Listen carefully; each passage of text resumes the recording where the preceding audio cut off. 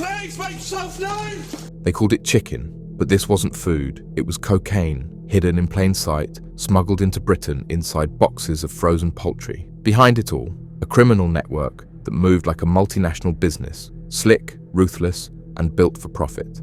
Over £1.5 billion in drugs moved through this pipeline, and for a while, nobody suspected a thing. Operating out of Birmingham and beyond, the gang imported high-purity cocaine from Mexico, routed it through Europe, and concealed it in seemingly innocent shipments of frozen meat. What arrived at industrial warehouses looked like standard stock. What left, however, flooded UK streets with narcotics and left a trail of misery in its wake. But like all criminal empires, this one had a flaw. A single police raid on a modest home in Leeds uncovered millions in cocaine and crystal meth. From there, a sprawling investigation unraveled the conspiracy, linking drug drops in Blackburn, encrypted phone deals with Dubai, and drone deliveries to UK prisons. What followed was a nationwide operation involving surveillance, raids, and forensic breakthroughs. By the time it ended, 6 men were behind bars, and one of the UK's largest drug networks lay in ruins. This is the story of the frozen chicken cocaine gang.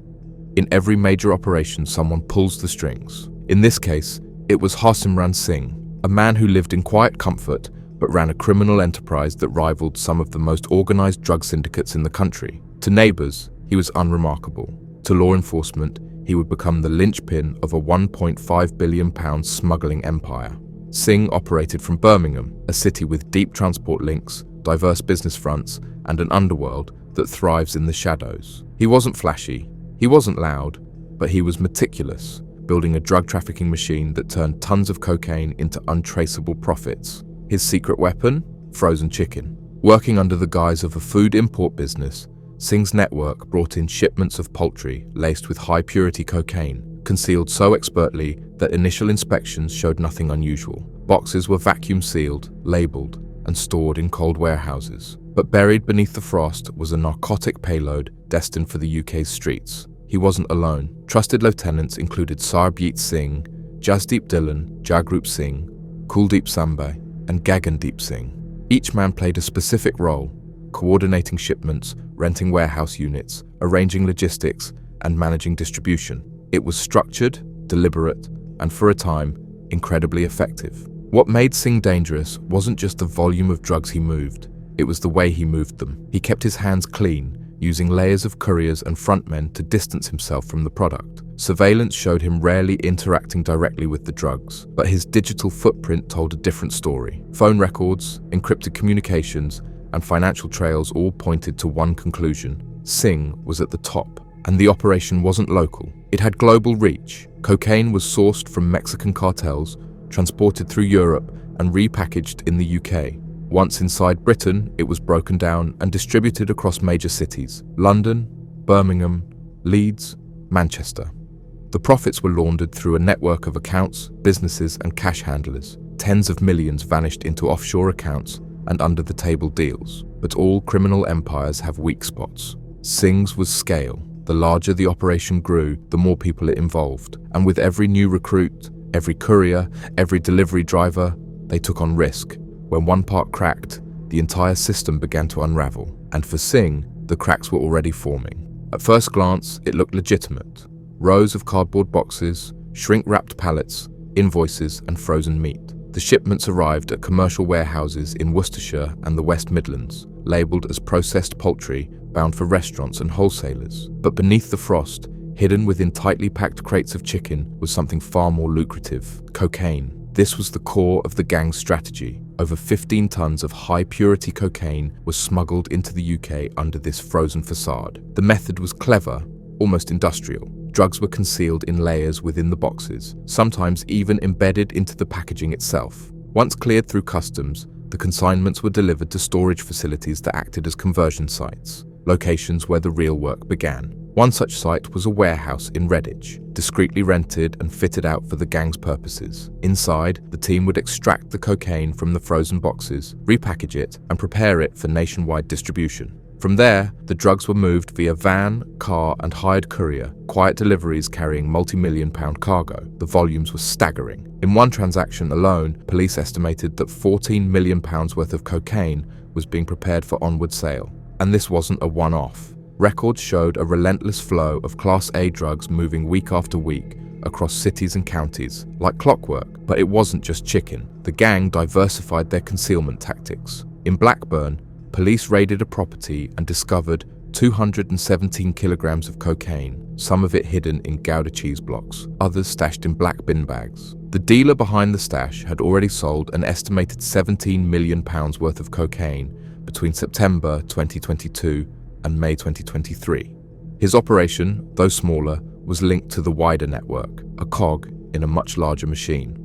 The gang's structure was decentralized by design. It wasn't one base of operations, but multiple: warehouses, homes, units, and front businesses. Each played a role in the movement, processing, or storage of drugs. Some members handled transportation, others managed product handling, and then there were those laundering the proceeds, quietly funneling dirty money through personal bank accounts and small businesses, washing millions through the UK's financial system. Technology played a crucial role. Encrypted EncroChat devices allowed members to coordinate drop-offs, shipments, and finances without fear of interception until the platform was compromised in 2020. That one breakthrough would later open the floodgates, exposing hundreds of drug traffickers and their digital conversations. But the most brazen twist came from above, literally.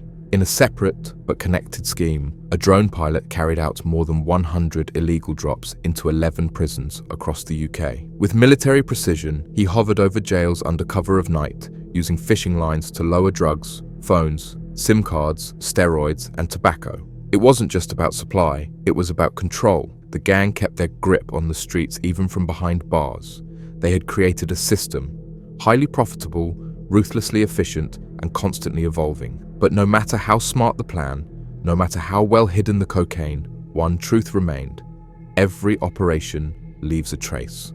What made this gang so formidable wasn't just the drugs, it was the network, a sprawling, loosely connected web of couriers, frontmen, and facilitators who each played a role in keeping the engine running. From Birmingham to Leeds, Blackburn to Derby, this was a supply chain built for speed, secrecy, and scale. At its heart were the couriers, the people on the ground, transporting multi-kilo consignments of cocaine with military-like coordination. Some used vans with hidden compartments. Others traveled light, moving packages by hand, concealed in ordinary bags. Every movement was calculated, every route planned to avoid detection. The safe houses were equally crucial. In Leeds, one such a location served as both storage and preparation site. Inside, police found locked rooms stacked with cocaine, crystal meth worth £5 million, and the tools of repackaging: scales, heat sealers, and vacuum bags. It wasn't just a hideout, it was a hub. Beyond street-level logistics, the gang had financial handlers, often family members or low-profile associates. These individuals were responsible for laundering proceeds through bank accounts, gambling sites, and fake invoices. In one case, a woman helped clean £50,000 of drug money through a string of suspicious transactions, her only mistake, letting it pass through her personal account. But this network wasn't confined to the ground. It reached into prisons, quite literally via drones. Over 100 aerial drug drops were made across 11 prisons in under a year.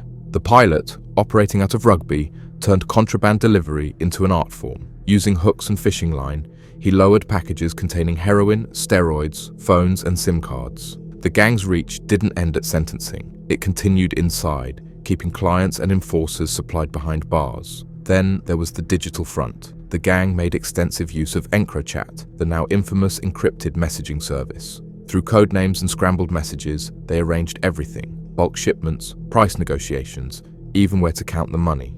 One chat detailed the movement of 100 kilograms of cocaine ordered from Dubai. The messages read like emails from a multinational, cold, calculated, and void of emotion. Each link in the chain believed they were insulated, just one part of a larger process.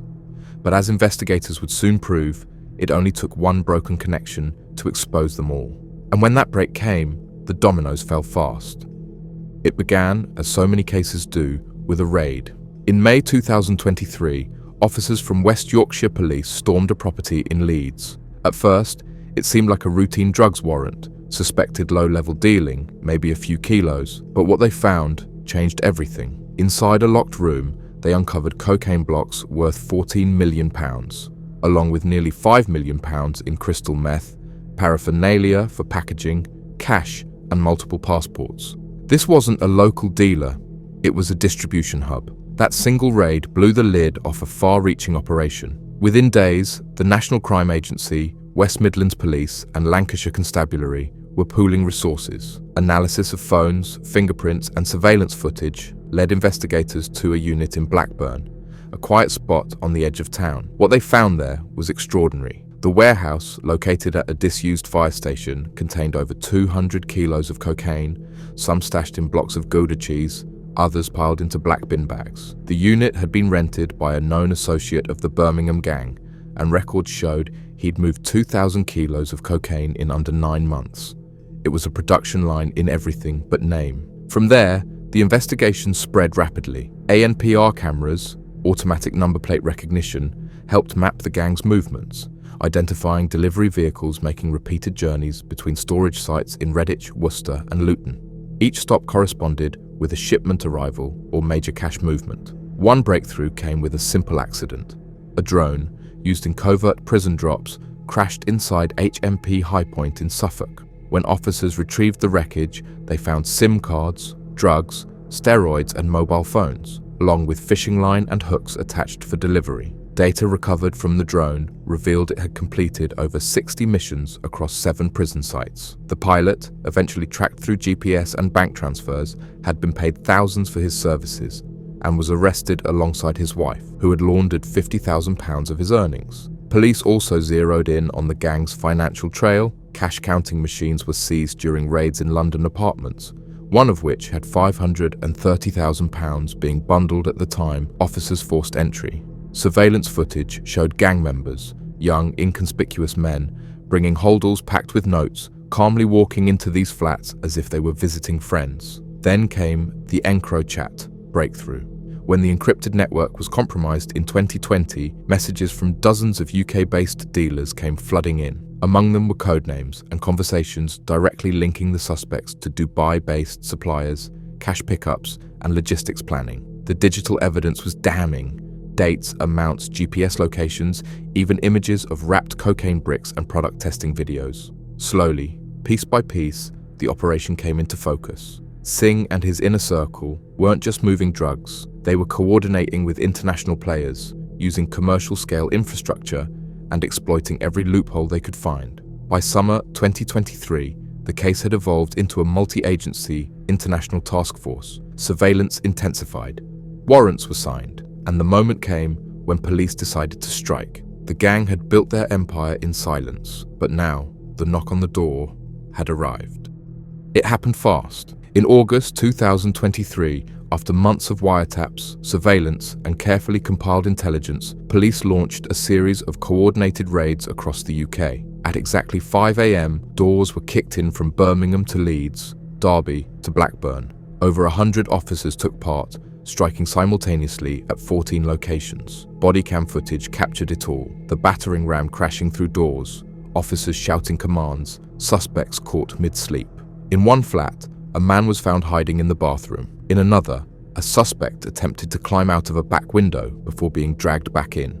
In a single morning, the core of the gang's UK operation was dismantled. At the warehouse in Redditch, officers uncovered dozens of sealed boxes of frozen chicken still stacked on pallets. Hidden within them were bricks of cocaine, perfectly vacuum-sealed, untouched, waiting to be distributed. It was the clearest link yet between the commercial facade and the criminal empire. Meanwhile, in London, one apartment raid caught members mid-operation, bundling hundreds of thousands in cash, stacked in neat piles next to high-grade cocaine.